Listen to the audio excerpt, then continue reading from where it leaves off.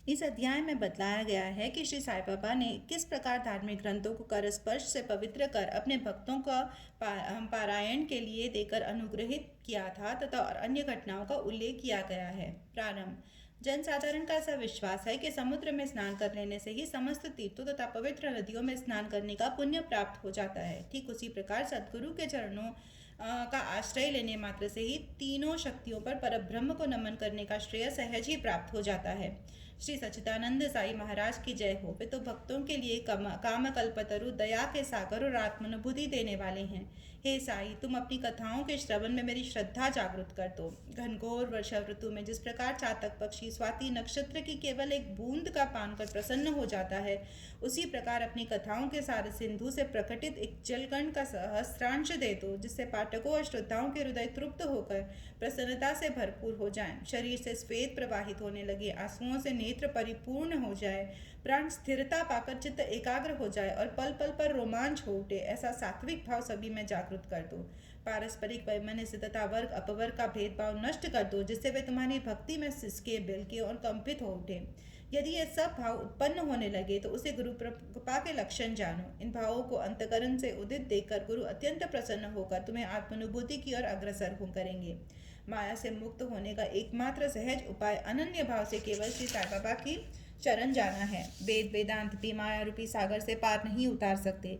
यह कार्य तो केवल सद्गुरु द्वारा ही संभव है। समस्त प्राणियों और भूतों में ईश्वर दर्शन करने के योग्य बनाने की क्षमता केवल उन्हीं में है। पवित्र ग्रंथों का प्रधान। गत अध्याय में बाबा की उपदेश शैली की नवीनता ज्ञात हो चुकी है। इस अध्याय में इसके केवल एक उदाहरण का ही वर्णन करेंगे। भक्तों को जिस ग्रंथ विशेष का पारायण करना होता था, उसे वे बाबा के कर्ण कमलों में भेंट कर देते थे, और यदि बाबा उसे अपने कर्ण कमलों से स्पर्श कर लौटा देते तो उसे स्वीकार कर लेते थे। उनकी ऐसी भावना हो जाती थी कि ऐसे ग्रंथ का यदि नित्य पठन किया जाएगा तो बाबा सदैव उनके साथ ही होंगे। एक बार काका महाजनी श्री एकनाथी भागवत लेकर शिरडी आए। श्यामा ने यह ग्रंथ अध्ययन के लिए उनसे ले लिया और उसके लिए लेते हुए वे मस्जिद में पहुंचे। तब बाबा ने यह ग्रंथ श्यामा से ले लिया और उनसे स्पर्श कर कुछ विशेष पृष्ठों को देखकर उसे संभाल कर रखने की आज्ञा देकर वापस लौटा दिया। श्यामा ने उन्हें बताया कि यह ग्रंथ तो काका साहेब का है और उन्हें उसे वापस लौटाना है। तब बाबा कहने लगी, नहीं नहीं, यह ग्रंथ तो मैं तुम्हें दे रहा हूँ, तुम इसे सावधानी से अपने पास रखो, यह तुम्हें अत्यंत उपयोगी सिद्ध होगा। कुछ दिनों के पश्चात काका महाजनी पुनः श्री एकनाथी भागवत की दूसरी प्रति लेकर आए और बाबा के कर कमलों में भेंट कर दी, जिसे बाबा ने प्रसाद स्वरूप लौटाकर उन्हें भी उसे सावधानी से संभाल कर रखने की आज्ञा दी। साथ ही बाबा ने उन्हें आश्वासन दिया कि यह तुम्हें उत्तम स्थिति में पहुंचाने में सहायक सिद्ध होगा। काका ने उन्हें प्रणाम कर उसे स्वीकार कर लिया। श्यामा और विष्णु सहस्त्र नाम। श्यामा बाबा के अंतरंग भक्त थे। इस कारण बाबा उन्हें एक विचित्र ढंग से विष्णु सहस्त्र नाम प्रसाद स्वरूप में देने की कार्य कृपा करना चाहते थे। तभी एक रामदासी आकर कुछ दिन शिरडी में ठहरा। वह नित्य नियमानुसार प्रातःकाल उठता और हाथ मुंह धोने के पश्चात स्नान कर भगवा वस्त्र धारण करता तथा शरीर पर भस्म लगाकर विष्णु सहस्त्र नाम का जप किया करता था। वह अध्यात्म रामायण का भी श्रद्धापूर्वक पाठ किया करता और बहुधा इन्हीं ग्रंथों को पढ़ा करता था। कुछ दिनों के पश्चात बाबा ने श्यामा को भी विष्णु सहस्त्र नाम से परिचित कराने का विचार कर रामदासी को अपने समीप बुलाकर उससे कहा कि मेरे उदर में अत्यंत पीड़ा हो रही है और जब तक मैं सोनामुखी का सेवन नहीं करूँगा तब तक मेरा कष्ट दूर नहीं होगा। तब रामदासी ने अपना पाठ स्थगित कर दिया और वो औषधि लेने बाजार चला गया। उसी समय बाबा अपने आसन से उठे और वहाँ जहाँ पाठ किया करता था वहाँ जाकर उन्हें विष्णु सहस्त्रनाम की वह पुस्तिका उठाई और पुनः अपने आसन पर विराजमान होकर श्यामा से कहने लगे कि यह पुस्तक अमूल्य और मनोवंचित फल देने वाला है, इसलिए मैं तुम्हें इसे प्रदान कर रहा हूँ ताकि तुम इसका नित्य पठन करो। एक बार जब मैं अधिक रुग्ण था तो मेरा हृदय धड़कने लगा, मेरे प्राण पखेरु उड़ना ही चाहते थे कि उसी समय मैंने इस सदग्रंथ को अपने हृदय पर रख लिया। कैसा सुख पहुँचाया इसने। उस समय मुझे ऐसा ही भान हुआ मानो अल्लाह ने स्वयं भी पृथ्वी पर आकर मेरी रक्षा की है। इस कारण यह ग्रंथ मैं तुम्हें दे रहा हूँ। इसे थोड़ा धीरे धीरे कम से कम एक श्लोक प्रतिदिन अवश्य पढ़ना, जिससे तुम्हारा बहुत लाभ होगा।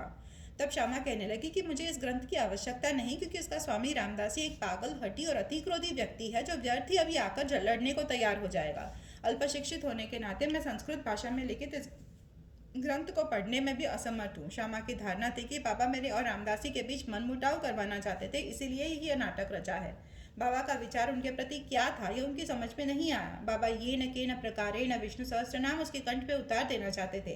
वे तो अपने एक अल्पशिक्षित अंतरंग भक्त को सांसारिक दुखों से मुक्त कर देना चाहते थे। ईश्वर नाम के जप का महत्व तो सभी को विदित ही है, जो हमें पापों से बचकर कुवृत्तियों से हमारी रक्षा कर जन्म तथा मृत्यु के बंधन से छुड़ा देता है।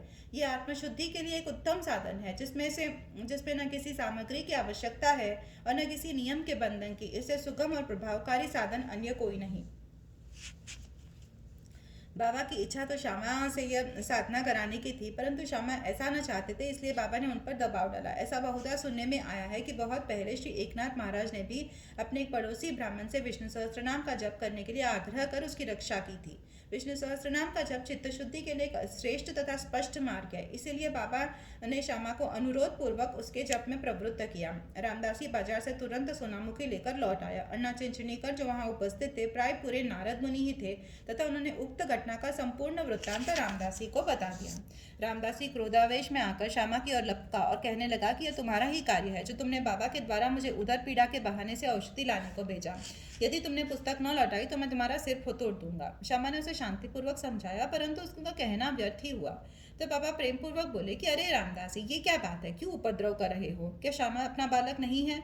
तुम उसे व्यर्थ की क्यों गाली दे रहे हो? मुझे तो ऐसा प्रतीत होता है कि तुम्हारी प्रकृति ही उपद्रवी है।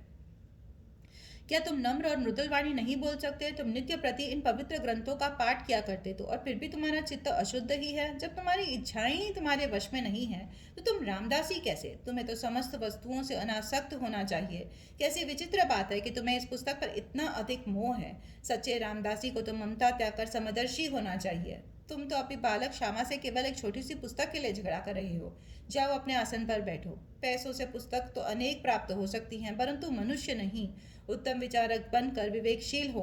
पुस्तक का मूल्य ही क्या है और उसे श्यामा को क्या प्रयोजन? मैंने स्वयं उठाकर वह पुस्तक उसे दी थी, यह सोचकर कि तुम्हें यह पुस्तक पूर्णतः कंठस्थ है। श्यामा को इसके पठन से कुछ लाभ पहुंचे, इसीलिए मैंने उसे दी थी।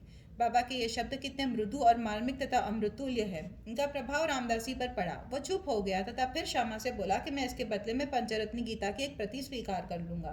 तब श्यामा पे प्रसन्न होकर कहने लगे कि एक ही क्यों, मैं तुम्हें इसके बदले में 10 प्रतियां देने को तैयार हूँ। इस प्रकार ये विवाद तो शांत हो गया, परंतु अब प्रश्न यह आया कि रामदासी ने पंचरत्नी गीता के लिए वह ऐसी पुस्तका जिसका उन्हें कभी ध्यान में भी नहीं आया था, इतना आग्रह क्यों किया? और जो मस्जिद में हर दिन धार्मिक घंटों का पाठ करता हो, वो बाबा के समक्ष ही इतना उत्पात करने को क्यों उतारू हो गया? हम नहीं जानते कि इस दोष का निराकरण कैसे करें और किसे दोषी ठहराएं। हमें तो केवल इतना ही जान सके कि यदि इस प्रणाली का अनुसरण न किया गया होता तो विषय का महत्व और ईश्वर नाम की महिमा तथा श्यामा को विष्णु सहस्त्र नाम के पठन का शुभ अवसर ही प्राप्त नहीं होता। इसीलिए उसे यही प्रतीत होता है कि बाबा के उपदेश की शैली और उसकी प्रक्रिया अद्वितीय है। श्यामा ने धीरे धीरे इस ग्रंथ का इतना अध्ययन कर लिया और उन्हें इस विषय का इतना ज्ञान हो गया कि वह श्रीमान भुट्टी साहेब के दामोदर प्रोफेसर जी नायर के MA को भी इसका यथार्थ अर्थ समझने में पूर्ण सफल हो गया। गीता रहस्य ब्रह्म विद्या का जो भक्त अध्ययन करते हैं उन्हें बाबा सदैव प्रोत्साहित करते हैं। इसका एक उदाहरण है कि एक समय बाबा साहेब जो का एक पार्सल आया जिसमें श्री लोकमान्य तिलक गीता भाष्य की एक प्रति थी, जिसे कांक में दबाए हुए मस्जिद में आए। जब वे चरण वंदना के लिए झुके तो वह पार्सल बाबा के श्री चरणों पर गिर पड़ा। तब बाबा उनसे पूछने लगे कि इसमें क्या है। श्री जोग ने तत्काल ही पार्सल से पुस्तक निकालकर बाबा के कर्ण कमलों में रख दी। बाबा ने थोड़ी देर उसके कुछ पृष्ठ देखकर जेब में से 1 रुपया निकाला और उसे पुस्तक पर रखकर जोग को लौटा दिया और कहने लगे, इसका ध्यानपूर्वक अध्ययन करने से तुम्हारा बहुत कल्याण होगा। श्रीमान और श्रीमती खारपड़े। एक बार श्री दादा साहेब खारपड़े सकुटुंब शिरडी आए और कुछ मास वहीं ठहरे। उनके ठहरने के नित्य कार्यक्रम का वर्णन श्री साई लीला पत्रिका के प्रथम भाग में प्रकाशित हुआ है। दादा कोई सामान्य व्यक्ति नहीं थे। वे एक धनाढ्य और अमरावती के सुप्रसिद्ध वकील तथा केंद्रीय धारा सभा के सदस्य थे। वे विद्वान और प्रवीण वक्ता भी थे। इतने गुणवान होते हुए भी उन्हें बाबा के समक्ष मुंह खोलने का साहस न होता था। अधिकांश भक्तगण तो बाबा से हर समय अपनी शंका का समाधान कर लिया करते थे। केवल 3 व्यक्ति खारपड़े, नुलकर और बूटी ही ऐसे थे जो सदैव मौन धारण किया करते तथा अति विनम्र और उत्तम प्रकृति के व्यक्ति थे। दादा साहेब विद्यारण्य स्वामी द्वारा रचित पंचदशी नामक प्रसिद्ध प्रसिद्ध संस्कृत ग्रंथ जिसमें अद्वैत वेदांत का दर्शन है, उसका विवरण दूसरों को तो समझाया करते थे, परंतु जब वे बाबा के समीप मस्जिद में आए तो वे एक शब्द का भी उच्चारण नहीं कर सके। अर्थात में कोई व्यक्ति चाहे वह कितना ही वेदांतों में पारंगत क्यों न हो, परंतु ब्रह्मपद को पहुंचे हुए व्यक्ति के समक्ष उसका शुष्क ज्ञान प्रकाश नहीं दे सकता। दादा 4 मास तथा उनकी पत्नी 7 मास वहां ठहरी। वे दोनों अपनी शिरडी प्रवास से अत्यंत प्रसन्न थे। श्रीमती खारपड़े श्रद्धालु तथा पूर्ण भक्त थी, इसलिए उनका साई चरणों में अत्यंत प्रेम था। प्रतिदिन दोपहर को वे स्वयं नैवेद्य लेकर मस्जिद को जाती और जब बाबा उसे ग्रहण कर लेते तभी वे लौटकर अपना भोजन किया करती थी। बाबा उनकी अटल श्रद्धा की झांकी का दूसरों को भी दर्शन कराना चाहते थे। एक दिन दोपहर को जब वे साजा, पूरी, भात, सार, खीर और अन्य भोज्य पदार्थ लेकर मस्जिद में आई, और दिनों तो भोजन प्राय घंटों तक बाबा की प्रतीक्षा में पड़ा रहता था, परंतु उस दिन वे तुरंत ही उठे और भोजन के स्थान पर आकर आसन ग्रहण कर लिया और थाली पर से कपड़ा हटाकर उन्हें रुचिपूर्वक भोजन करना प्रारंभ कर दिया। तब श्यामा कहने लगी कि यह पक्षपात क्यों? दूसरों की थालियों पर तो आप दृष्टि तक नहीं डालते, उल्टे उन्हें फेंक देते हैं, परंतु आज इस भोजन को आप बड़ी उत्सुकता से और रुचि से खा रहे हैं। आज इस बाई का भोजन आपको इतना स्वादिष्ट क्यों लगा? यह विषय तो हम लोगों के लिए एक समस्या बन गया है। तब बाबा ने इस प्रकार समझाया, सचमुच में इस भोजन में एक विचित्रता है। पूर्व जन्म में ये बाई एक व्यापारी की मोटी गाय थी जो बहुत अधिक दूध देती थी। पशु योनि त्याग कर उसने एक माली के कुटुंब में जन्म लिया। उस जन्म के उपरांत फिर वह एक क्षत्रिय वंश में उत्पन्न हुई और उसका ब्याह एक व्यापारी से हो गया। दीर्घ काल के पश्चात उनसे भेंट हुई है, इसलिए उनकी थाली में से प्रेमपूर्वक 4 ग्रास तो खा लेने दो। ऐसा बतलाकर बाबा ने भरपेट भोजन किया और फिर मुंह हाथ धोकर और तृप्ति के 4-5 डकारे लेकर वे पुनः आसन पर पुनः विराजे। फिर श्रीमती खारपड़े ने बाबा को नमन किया और उनकी पाद सेवन करने लगी।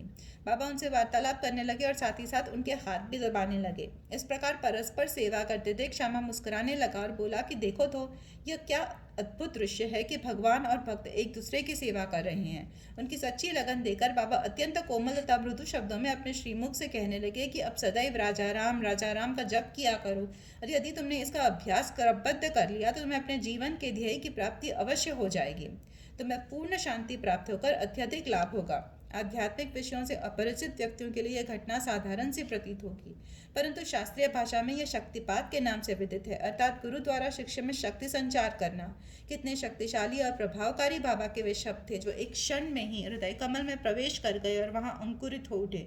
यह घटना गुरु शिष्य संबंध के आदर्श की घोतक है। गुरु शिष्य दोनों को एक दूसरे को अभिन्न जानकर प्रेम और सेवा करनी चाहिए, क्योंकि उन दोनों में कोई भेद नहीं है। वे दोनों अभिन्न हैं और एक ही हैं जो कभी पृथक नहीं हो सकते। शिष्य गुरुदेव के चरणों पर मस्तक रख रहा है, यह तो केवल बाहरी दृश्य मात्र है। आंतरिक दृष्टि से दोनों अभिन्न और एक ही हैं, तथा जो उनमें भेद समझता है वह अभी अपरिपक्व और अपूर्ण ही है। श्री सद्गुरु साईनाथ परमस्तु। शुभम भवतु।